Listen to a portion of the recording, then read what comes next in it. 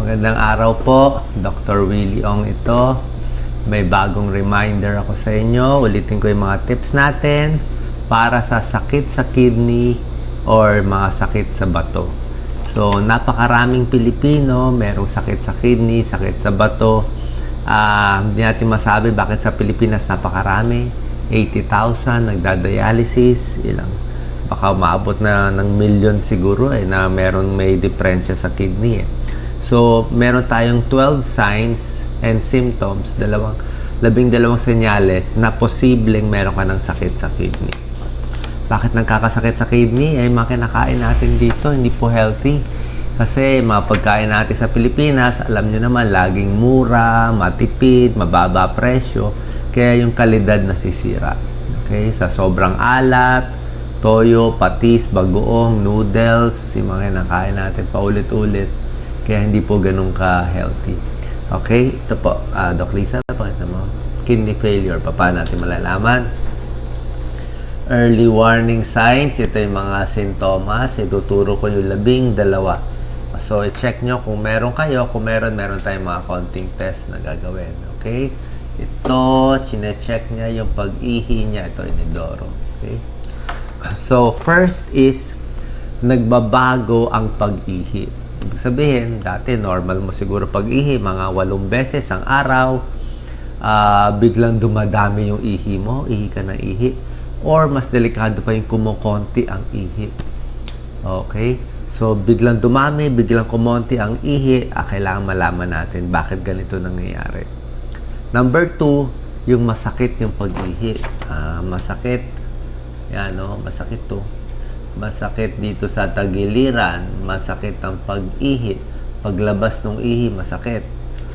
Pwedeng may infection sa ihi, or yung iba, paglabas may nakikitang mga buhangin-buhangin. But ibang klaseng kidney stones. Maliit yan. Parang buhangin lang yan. At misa kulay pink ang ihi. Pag ang ihi nyo kulay pink, ibig sabihin nun may dugo. Pink eh. So, number 3, kulay pink, mapula, o may dugo ang ihi. So, pag merong ibang lumalabas na ibang kulay, hindi may yellow, hindi rin po maganda. Number 4, mabula ang ihi. Ngayon, karamihan ng tao talaga, normal na mabula ang ihi. Ang sinasabing mabula, yung sobrang bula, para kang uminom ng orange juice na maraming bula. Talagang frothy na bumubula. Tsaka yung pagbula ng ihi, hindi po natatanggal. Let's say, umihi, mabula. After 2 minutes, nandun pa rin yung bula. Hindi nawawala yung bula. Parang sa kape na bumubula. Ganun ang bula ng may protina sa ihi. Number 5, may manas. Okay? Kasi, syempre sa kidneys, hindi na nakakalabas yung tubig at yung dumi ng katawan, nag-iipon. Ang manas sa paa. Para malaman nagbara dito sa kidneys, kaya may manas sa paa. Para malaman kung may manas, ito, dinidiinan natin yan. Sa may buto, diinan. Nakita niyo, nakalubog yung balat to. Kaya hindi dapat nakalubog yan. Pag nakalubog yan, may maraming tubig. Pag ang tubig nyo hanggang dito sa ankle, bukong-bukong, Doc Lisa, mga 5 liter, mga 5 liters na, hindi 5 liters. Parang, basta maraming tubig na yan. Mga 5 basong excess water na yan. So, pag umabot pa hanggang tuhod, mas marami pa. May mga litro yun. Ilang litro na sobra ng tubig. So, hindi lang paa nagmamanas, pati kamay din. Pwede magmanas. Masikip ang sing-sing, masikip ang kamay. At yung mukha, yung sakit sa kidney na mamaga yung dito sa may puffy eyes dito. Parang paga ang mukha. Yun ang sa kidney. Okay. Number 6 symptom, laging pagod. Sobrang pagod. Walang lakas. Kasi nga, mahina ang katawan. Anemic pa. Number 7, nahihilo. Ang kidneys, ito pakita mo Doc Lisa, gumagawa siya ng erythropoietin na nagpapadami ng dugo sa buto at sa katawan. So, pag nasira ang kidneys, hindi siya nagre-release ng chemical na erythropoietin. At dahil dito, hindi siya nakakagawa ng dugo, nagiging anemic ang pasyente. Pag anemic na, napapagod masyado. Number 6 symptoms. Number 7, nahihilo na. Anemic, biglang tayo, parang nandidilim, mahirap mag-isip. Number 8, dahil nga anemic, laging nilalamig. Maputla laging silang giniginaw, nilalamig sila, at maputla yung mukha. Number 9, meron ding may mga rashes. Kung may sira ang kidney, hindi makalabas ang toxin sa katawan nag-iipon sa katawan kaya nagra-rashes. At nangangati, makati. Maraming klaseng rashes. Okay? Number 10, ito number 10. Pag di na nakakalabas yung ihi, dumadami yung ammonia sa katawan. Yung ammonia lumalabas sa bibig. Ammonia, ano yung ammonia? Mapanghi.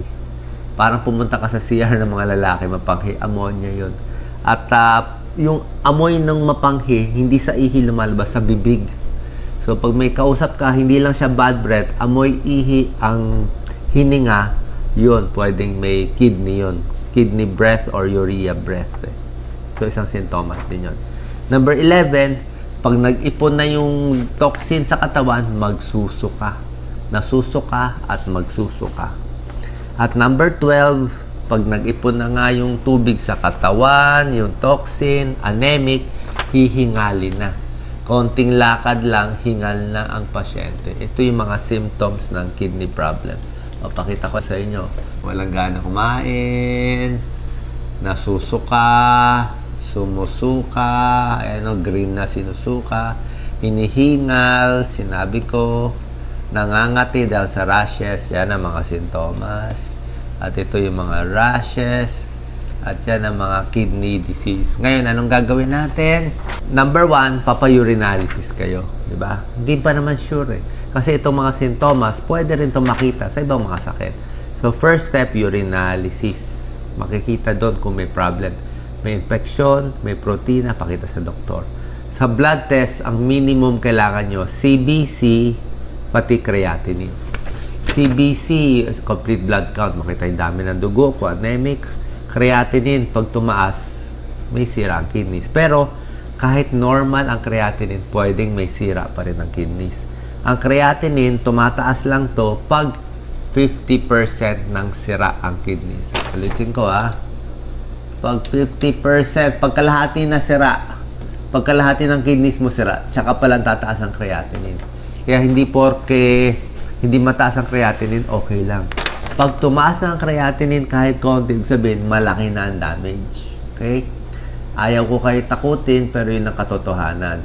Oras tumaas ng creatinine, kahit konting taas, yung iba nagsasabi, 50% damage na. So, aagapan natin habang di pa tumataas creatinine, habang may symptoms pa.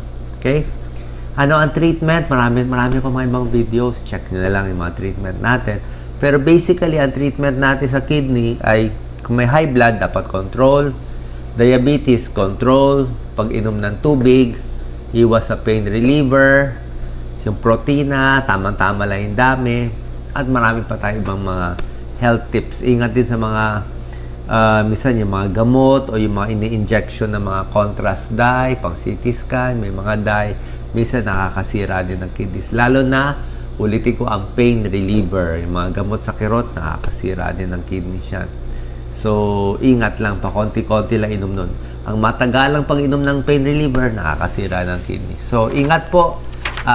Sana wala tayong sakit nito.